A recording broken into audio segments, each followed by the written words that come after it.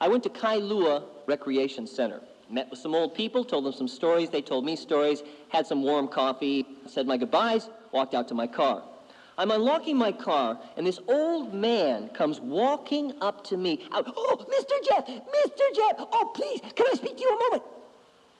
I turned around. You know how sometimes old people look like their heads are floating a little too high over their necks? This guy had fingers that seemed to have to move when he talked. And his eyes were bright. It seemed like he was a little bit off the ground when he spoke. Oh, Mr. Jeff, I so enjoyed your stories. Oh, they just brought back lots of old memories. You know, it brought a story to mind. I thought I'd share it with you. Do you have a moment for stories? I just tell you something about my family. I always have time for a man with big eyes and a floating head and fingers that talk who wants to tell me a family story. Well, I wanted to share something about my son. My son is a famous kumuhula. His name is Jerry Ke'eoleolekulakala'aina. This long Hawaiian name. I'm sorry, I really don't know him. I wish I did. I'm sure he's a very good hula teacher, but I don't know him. Oh, he is famous. Oh, he goes to the Mary Monarch. He teaches the kikis all the way up. Oh, very famous indeed. And he's most famous for doing traditional chants that are new. I say, what? How do you do old traditional chants, but they're new? Well, that's a very interesting question, and it leads me into my story, you see. Now, I've got to tell you, I raised my son in our old house, the house where I grew up, and in my house was my father and my father's fathers, my grandfather, my tutu. Yeah, and because my wife and I were working often, they raised the boy. Now, both of them speak fluent Hawaiian. And from the early age, he was speaking Hawaiian, almost as good as English. But not just Hawaiian, but the old Hawaiian. Because my grandfather spoke Hawaiian fluently from the old days, better even than English. He almost never spoke English. So my boy was raised speaking the old-style Hawaiian. And also, he always danced, because they taught him to dance hula, of course.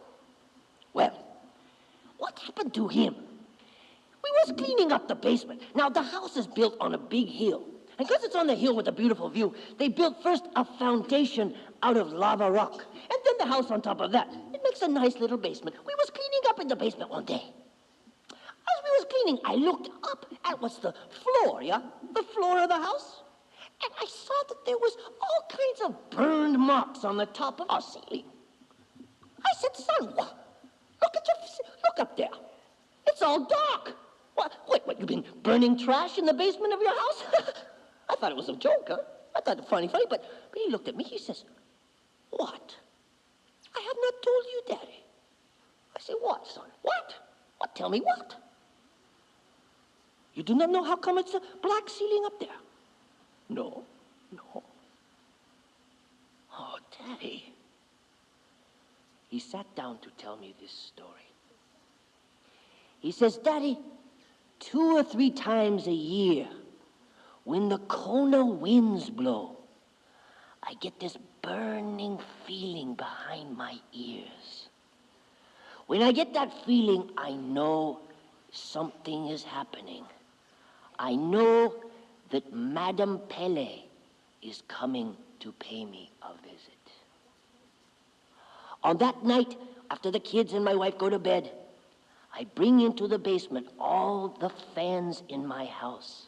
I put them in a circle, the little ones in one circle, and behind that, the fans with long legs, huh?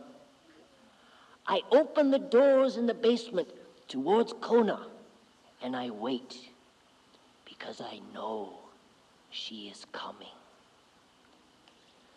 The wind lifts, the breeze blows. In time, I hear the chant coming from far away. It is the chant of aloha, of greeting, of all of her names, all of her powers, and some of the stories that go with her.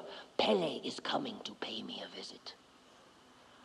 I turn on the fans because I know it is going to get very hot. Pele comes in and sits right there, Daddy, on the ledge where the lava comes out. She sits there and she gives me, for 15, maybe 20 minutes.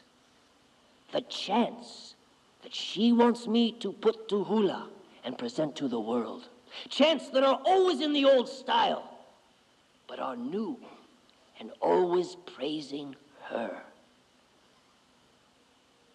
I said to my son, this is fantastic. Tell me, what does Pele look like?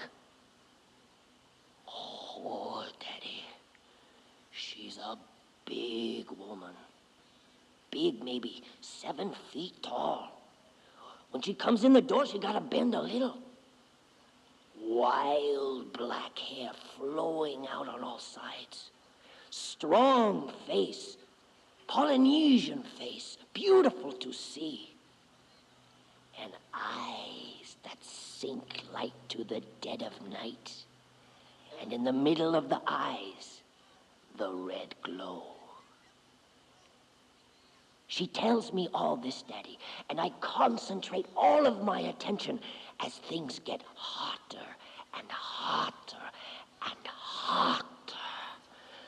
The sweat starts to run off my arms, starts to make pools at my feet. It gets so hot, I know if I look to the side, if I lose my attention, Daddy, I know I'm going to be burned like that. I'm going to go up like a flame, like one match. I can feel the hairs on my arms starting to quake and quiver, starting to crinkle and crack because of the heat.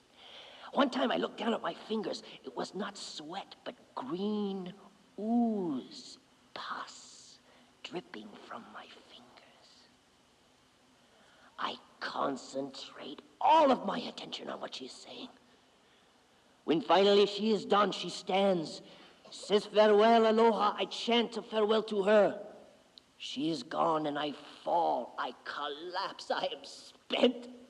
I fall into that goo, that puddle. I do not even turn off the fans. I am finished. But every morning, when the sun is just beginning to send fingers of light from the east to us, when I first hear the birds, I am awake. I cannot stop myself. I am awake. I rush upstairs. Sometimes I can take a shower. Sometimes I cannot. I get a pen. I get the paper. I begin to write. I tell you, it is like she is standing behind me. It is like she is singing in my ears. It is like water falling down the falls. It is like a stream. It all flows out. I write furiously. Nothing is lost. The movements, the chants, all in Hawaiian, all of it comes out fast. And then it is there on my paper.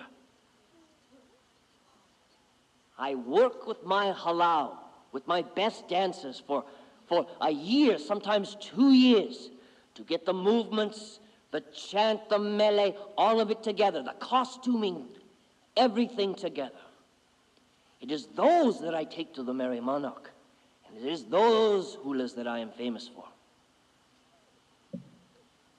Well, Mr. Jeff, isn't that an incredible story? I just heard your stories today, and I thought I ought to tell you this. Well, this is a personal story. I just wanted to share it with you. Thank you so much for coming and sharing with us, seniors. I hope I see you again. Aloha, aloha no. And that's the story that I heard, that now I've given to you.